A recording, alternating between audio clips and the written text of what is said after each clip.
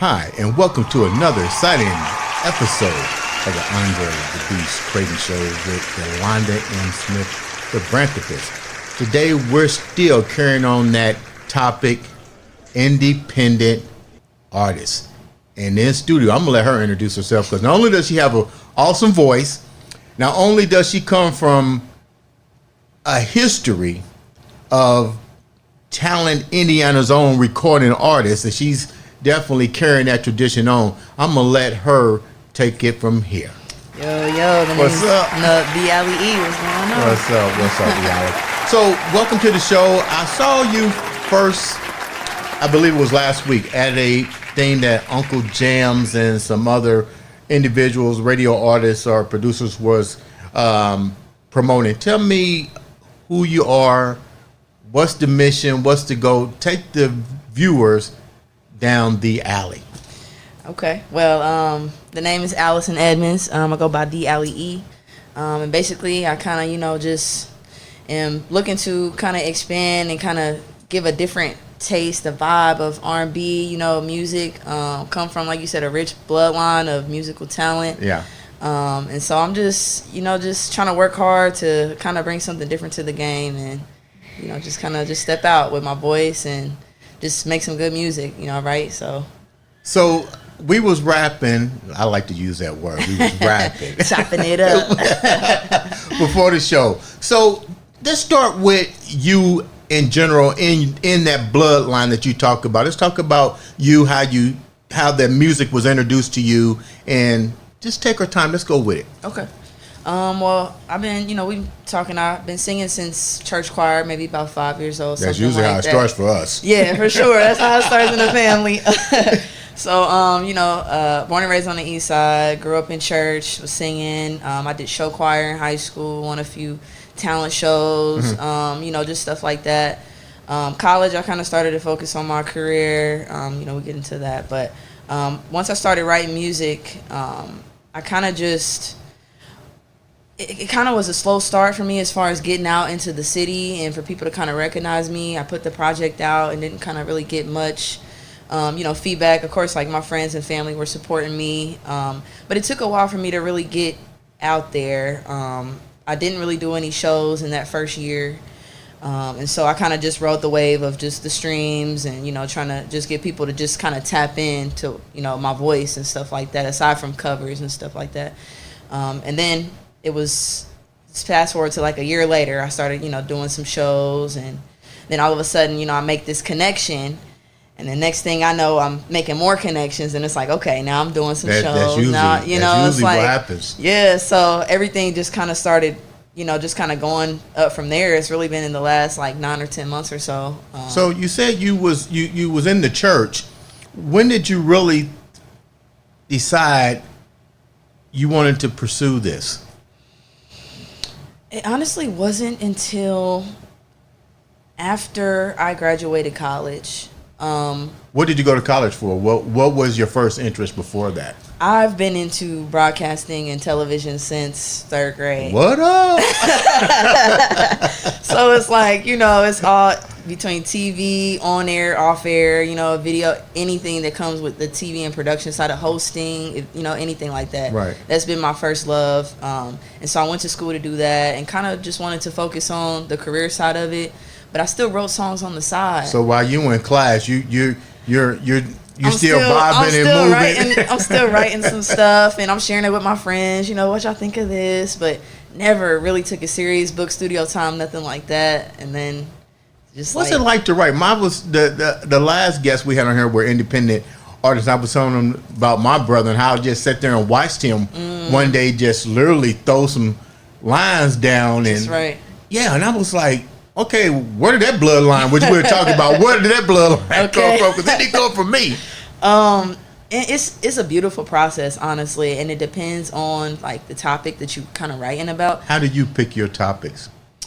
It depends on mood for me. Yeah. I know you have to go through like life experiences right. and kind of just go through stuff before you can kind of write a good song. What are you going song. through at I'm not going to tell your age. What have you gone through? Listen here, I've been married for a little over 2 years, and we trying to work things out. Okay. Love ain't easy. And you need to write that. That's actually, I'm pretty sure going to be the title of the album, if I'm not mistaken. Okay. I might be sold on that, but it's just been, you know, a road, a journey, and, you know, writing a song, it definitely takes some life experience, and, you know, just kind of just letting the pen flow and not trying to make up, you know, stuff, just kind of more like a poem or, you know, something like that. Or sometimes I'll get inspired by a beat and I'll just write from there, you know, just gotta do a freestyle real quick.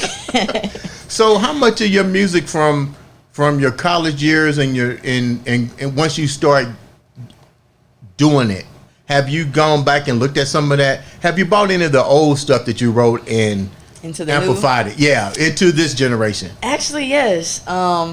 There was one song actually that I wrote back in maybe like 2019, 2018 that's actually going to be on this next project. Don't talk about that yet. I'm not going, but just saying as far as like revamping a song, because somebody asked me the other day, what's the oldest song on the, you know, on that, and I just was like, you know, I did. It's like sometimes I'll have two pieces of a song and be like, okay, well this kind of sounds good. Maybe I'll just mash them together and then make one song out of that. So it kind of just depends, but it's all about process and your mood. When you went to school, you know, for broadcasting, engineering, video production, how did you manifest that to your family? You know, and say, hey, you look, I like this. I'm making a career out of it because that's what you're doing now. But I really got this bloodline. I feel something in me that I want to do this. Were they open to it? Was the family supportive of it? What was the change here? Because you're going from one career to an unexplored career, but you know you have this inside your heart to write and sing and produce. It's crazy because when I first applied to Ball State, I applied for their music program, and I didn't get in, which is crazy, right? Yeah, that's real crazy. Let me call first thing tomorrow. It's Monday. I'm on it. I didn't get in. So that kind of, I don't know if that was something that kind of churned my thoughts. It's like, okay, maybe broadcasting is what I'm supposed to do. Were you upset? It took me back. Okay. But I knew that music was always second, I guess. And I knew, I don't know, maybe it was also something in me that was like growing up, you know, when your parents say, you know, you got to have a reliable job or, you know, reliable income or something like that. To me, it was always like music, that's like a side thing. That's a side hustle. Is that how they looked at it until you found something? They just wanted me to always be smart about my decisions and make sure that I could support, you know, myself and, you know, my dream. They always going to have my back. Right. They supported me through the audition process at Ball State. And then when I, you know, told them, you know, that I kind of wanted to explore performing, you know, they've been at every show. They just been, you know, very supportive, right, you know. Yeah. So like my parents are definitely day ones. They've been together for 35 years, something like that. So wait, go back. What's that song you get ready to write? Marriage ain't easy. Love ain't easy. Love ain't easy. You better get them on the soundtrack. Okay, man, it's definitely not. But they definitely in my corner. They support me. They're always asking questions, you know, making sure I got things together, giving me feedback on music and stuff like that. So family is definitely. Let's talk about that bloodline now. Okay. You mentioned family. We've been rapping. Your last name. Let the viewers know what that last name is. Edmonds. And see, look now. We were supposed to do Zoom, and I was like, okay, just come on in. Like, no, so I looked back at the name, and I was like, okay, that name is familiar. Take us down that legend of that name and your family in that bloodline. I don't really want to give it away. Okay. Well, Edmonds, as many know, his last name of Babyface. So we are indeed same bloodline. His grandfather and my dad's grandfather, I'm sorry, Babyface's great grandfather and my dad's grandfather were brothers. So cousins along some extent. That's some serious bloodline. It's some serious bloodline. Now you see why that singing was in the.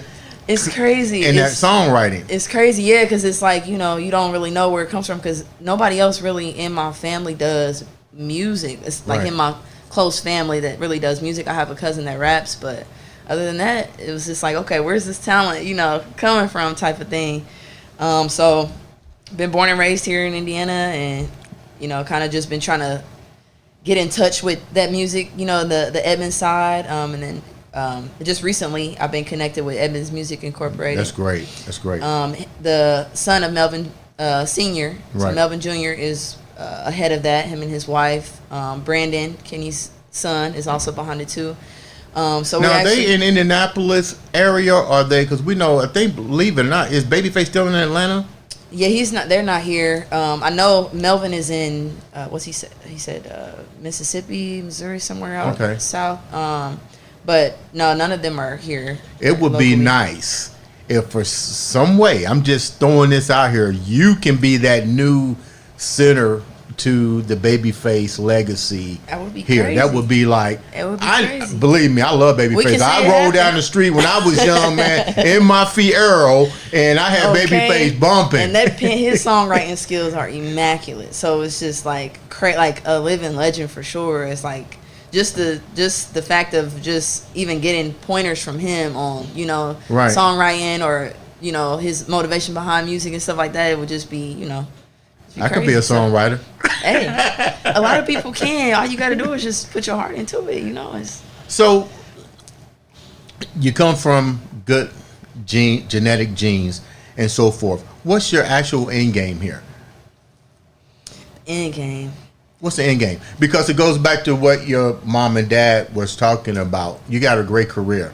But who said you can't? This can't also be a career. Exactly. I mean, so what's the end game? Let me go back. Let's rephrase it. Okay. Rewind. Let's talk about the work that you've already put out, and then let's go with the end game. Okay. As far as music or my career? Music. Okay. This is straight up independent artist. We music. Okay. Well. But you say you put out some. Let me rephrase this. You guys. We don't put out. Look, I'm taking claim. We don't put out albums anymore. We put out. What I say, EPs. What is an EP, and how do you do that? And what's it like to put it out and get the exposure? For sure. So my thought process behind originally putting out an EP when I first put out music was to at least just give people just kind of a short snippet. I didn't want to give them too much music to where it's like, okay, I'm bored, or I'm kind of switch to something else. The EP is basically like an extended playlist, so it's shorter than 30 minutes, but it's longer than like a single, or like 10 minutes or something like that. Is it like a hook? No, I mean it's just like just a super small project, I guess, to an extent. It's like 4 singles put into one type of thing. Okay. So I basically put out the 4 songs on my EP in July of 2021. The anniversary is coming up. Make sure y'all stream that. How can they stream it? It's on everything. The Ally E on Apple Music, Spotify, everything, YouTube, everything. I see you, girl. So, I mean, after that, it was just kind of like just giving people a little here and there. And then, like I said, I have kind of just been doing a lot with just trying to get myself out there in the city. And that first year was really just focusing on the music. Right. And then after that year, it was like, okay, kind of had to talk with God a little bit. Like, I kind of want to really pursue music a little more. I kind of want to have more opportunities in my life. This is kind of the direction I want to head towards. So next thing I know, I'm getting asked left and right to do shows. And then it was like, okay, I start counting up. It's been like 16 shows in the last like 10 months.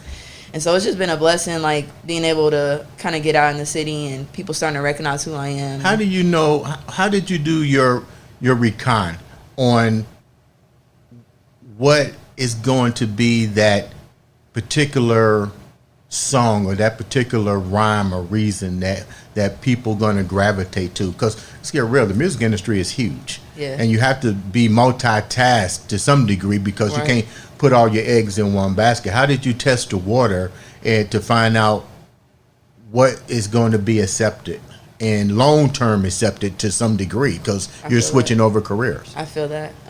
You wasn't prepared for that. For me, I'm trying to think. I mean, honestly, though, for me, it's like when I thought about the EP, it was like, let me give them a little bit of everything I can kind of do. So I can sing, I can hit some notes, high notes, low notes. I can kind of rap a little bit. I have also kind of like, a raspy type of vibe, R&B, soul type of thing. So I kind of wanted to just mix everything up to kind of give people a taste to see which song they would kind of gravitate to. Right. And then I kind of took that. It was like, okay, this is kind of the popular song, or they like this, so let me try to like make that the vibe for my project and kind of try to go that avenue. And so that's kind of the rate I took it. But I mean, the EP, I've heard a lot of different things from different people, but there was one song that stuck out, which was Dreams. I feel like that's a pretty favorite. And so I kind of, and it's a real song. It's about basically like my life growing up, talking about how I first wrote my first song at 14 years old. I grew up in a 2-parent household. Music and family is really everything, that my life is about.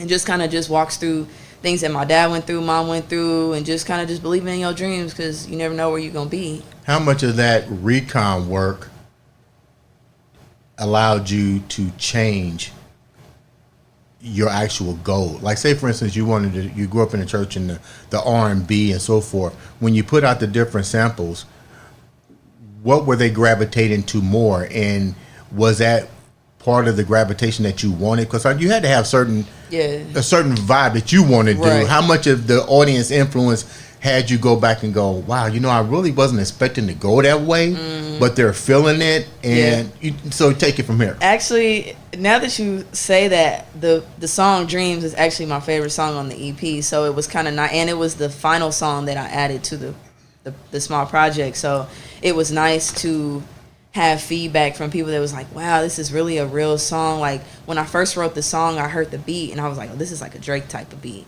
So I was like, Drake, when he writes, he, like, the old Drake, he really gives you that real, like... I used to like the old Drake. The new Drake, one... Yeah, old Drake. I'm talking old Drake. Inspiration from that. It was like, talking about the real of just, like, your life, or kind of just a story. I wanted it to be a story. Like fireworks? Yeah, just... Yeah. Man, like... Yeah. Just crazy. So, like...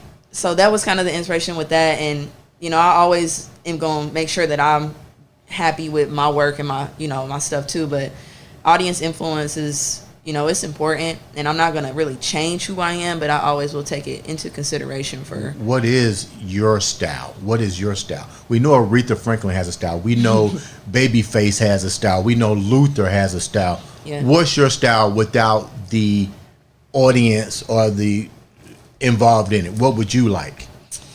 My style is very... Because you're going to blow in a minute. My style is real chill and relaxed. It's like, I kind of want to compare, not really comparing, but when we think of, the late great Aaliyah and her vibe and her swag, like, it's kind of like, the chill, the fellas love her, the ladies love her, it's like, and the voice is just, it's there. She was beautiful, and she just had that voice. It was just like, okay, we can rock with her. Yeah. And so, like, I kind of want people to just I made be in like, my head going back and forth. Yeah.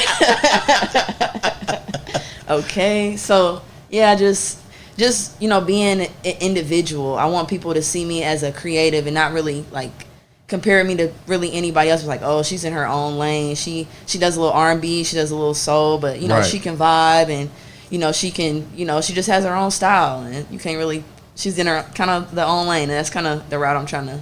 Who were your biggest, let me use Yolanda's words, your biggest influencers?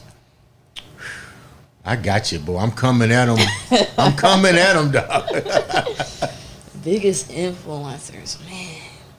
That's a tough one, because there are so many great artists. Somebody asks me this question, man, I'm just like, man. It really takes some time to, like, think about it, like, for sure. For me, I know growing up, Alicia Keys was one of my favorite artists as far as, like, her style and, her voice and just everything like that. I loved Alicia Keys. I'm very inspired by her. Sade, she's another one, old school. Like, her vibe and just, like, the way you feel when you listen to her songs is like, I want people to feel something when you listening. You know what I mean? Sure. Guys in the game. Obviously, we talked about Babyface and his songwriting and stuff like that. Chris Brown. When we come to new school, I know people ain't really fans of him, but that man is talented, and he's one of my favorite artists. And just from his dancing, his musical vision, from writing to videos. I mean, it's like just inspired kind of by the amount of music that he can put out, and for people to still like be rocking with every song. You can put out 32, album, song album, and it'd be crazy. Like, now, speaking of Chris Brown, and you mentioned the choreography, when you're performing, do you do a choreography type routine, or you just go out and just like Sade, you just, hey, I'm here to perform. You just vibe. Well, right now, so far I've only been kind of just vibing. I haven't really had any choreography or nothing like that. I have been kind of thinking about these next videos that I want to shoot, trying to do incorporating some choreography and doing some stuff like that. It ain't like you don't know how to do it. Yeah, for sure. All I need is somebody to come up with a routine, and I'm down. I can hit the moves, but so I want to expand. So kind of like my goal now, I just turned 28, so I'm kind of looking at it as like a new year for me. So going into this, it's like, okay, what do you want to add to your performance now? It's like, gotta have a little dance, or have some people behind me to back that up. So it's not something I'm opposed to. It's just something I haven't really kind of tapped into. Right. So. When you went to that event with Uncle Jams, what did you get from that event? What did you walk away from? I know you performed there, but what did you walk away from? And I like the fact that I was able to get invited and see such a talent of young artist. Man, they were crazy out there. Yeah. I didn't know what I was walking into. I was like, wow, what's going on here? Yeah. But what did you walk away with when you did that?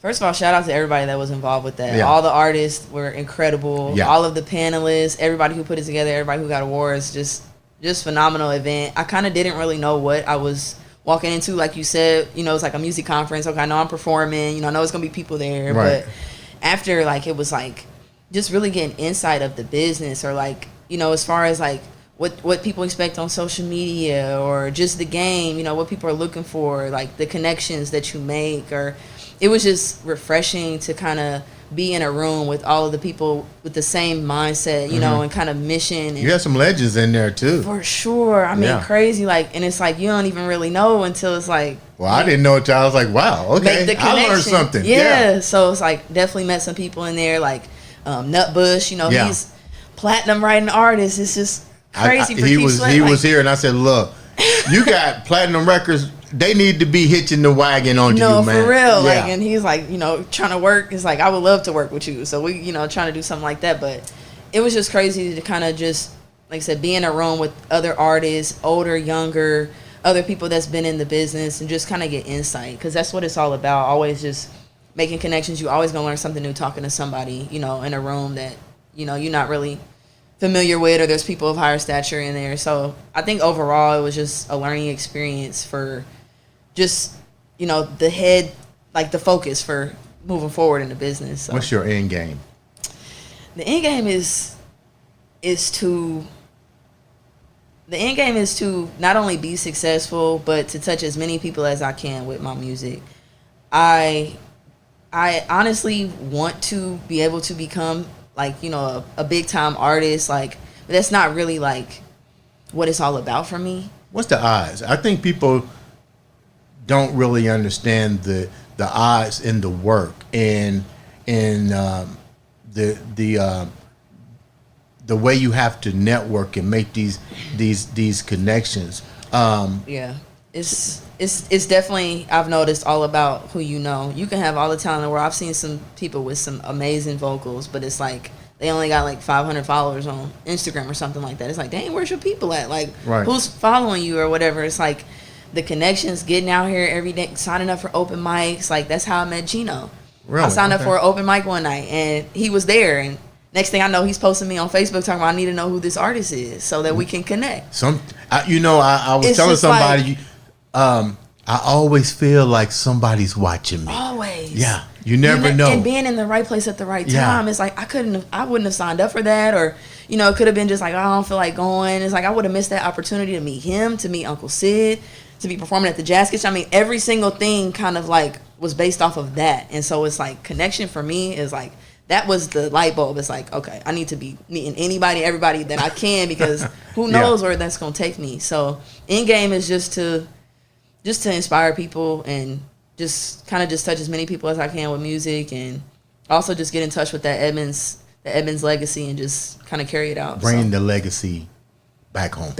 back home. Yeah, bring it back home. Back that home. would be like, we talked about this. That's creating that generation, Yep. and where it started at back here, Yep. and let's make the new Atlanta, Yeah. Indiana. You know, I see you doing that. For Seriously. sure. It's like, man, it's so many things that you can do, and I always want to help the next artist or be in a position to be able to do something like that. So Speaking of next artist, before our time wraps up, you've already collaborated with a couple local artists here, correct? yeah, first project I collaborated with this guy named All Wall.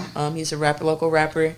And then I recently have a single out called Foolish with Kelsey Marie. Okay. We just met in the last 6 months through Gino, actually. So Okay. just crazy. But we have a song. It'll be coming out on my project here in the next month. So yeah, we're actually performing at a show coming up, the Summerfest through Underground Sound. How can the individuals get in contact for that show and get in contact with you before, and then we keep going, because I want them to be able to reach out and support you. Oh, as far as like my socials and handles and stuff, The Alley is under everything. TheeAllye. That's Facebook, Instagram, everything. The Alley. So You can't mess with that. thealley@gmail.com too for any business inquiries as well. So that album collaboration, not album, let me rephrase it. That single. that single's getting ready to drop Yeah. with you and your girl. What's the most exciting part about working with her and getting ready to drop that single? Well, it was cool for me because this was my first time working with like a female singer, like artist on like something of my own. So it was nice because I kind of had the vision and I was like, I need a female on this song, but I hadn't really known who it was yet. And then when I heard Kelsey and heard her music, I was like, okay, yeah, I kind of need you on this song. So we kind of collaborated with it, spent some time in the studio, and it was just nice to vibe with somebody like different with, you know, just a different experience. How did you get the information to her? And was you worried about her response? Was she the first person you reached out to? Actually, yeah, I had another person in mind. I didn't reach out, but once I met Kelsey, and then we were kind of talking about them possibly doing. This was like January when they were saying we were going to do a show at the Jazz Kitchen. I said, okay, maybe me and Kelsey need to do a song together. And so after that, it was pretty much, I was like, I got a beat, and I was like, I got a chorus to it, and I was like, let me see, how it fits. And then I sent it over to her. I recorded like a voice recording, and then sent her my part of the song, and then next thing you know, she sent me something back. I was like, okay, let's go to the studio and lay it down. So the end game now is what? Just living your life, pursuing your dream? I'm balancing producing, TV, my career, along with, performing and stuff. And I kind of just want to balance the two to see where things go. I know I could be successful with my career, but, my first career. But I know things could pop off with music. It's not guaranteed, but, I'm hopeful. You're having fun doing it. I'm working anyway. hard, yeah. It's fun for me. So it's, like I said, it's not about being big time. It's just about, inspiring the next, for sure. We got a two-part to this. First of all, leave the viewers with something inspirational. Then right after that, you got 3 parts. You got your job cut out for you now. After that, you're going to blow a little bit of your favorite song. Okay. Your favorite song. And then I'm going to let you close out the Andre The Beast Crayton show. Okay. Because I'm going to sit back and just listen. Oh, man. Okay, so the first thing you said, because I done ran through back. Okay, so. Leave them with something inspirational. Yeah. Oh, man. Inspirational. The only thing I could say is be your true self when it comes to creativity. Don't let anybody tell you that you have to do a certain thing a certain way or be a certain person to do something. Be just authentically you, and you'll come out with the best results as far as whether it's, any creative aspect. Just be authentically you, I would say. Give me a blow. You got the mic. Man, got me on the spot. Okay, you said you wanted me to sing that song I had sung before? No. Yes, whatever. Yeah. Do Dreams. I'll do the one that really inspired you when you was 14. Okay. You remember the lyric? Yeah, I do. I was 14 when I wrote my first song. Hereford was the street that I stayed on. Grew up, 2 parents in my home. Family and music is the only things I know. Music is the beat in which my heart flow. Girls on girls, that's the that I like though. Time pass, I delete things like typos. It's been a little while since we talked, that's life though. Never lost sight of you in them tight clothes. Say I'm always busy when you free, well let's change roles. Day in the life of a woman with big goals. Hosting on the show with Skull, you get exposed. Girl from high school used to draw on fake moles. Separate the real from fake, man, I hate those. Man, I need it all, ACH like payroll. Nigga walked in screaming long live bankroll. I have a dream that one day I'ma really be famous, ayy. Switch up the flow so you know that I can really be dangerous, baby. Niggas be capping about what they be rapping about, baby. He told me, believe in your dreams. Close the show out, baby. Hey, this is Andre The Beast Crayton show. Thank you for having me, man. All right. Ladies and gentlemen, this has been an exciting episode of the Andre The Beast Crayton show.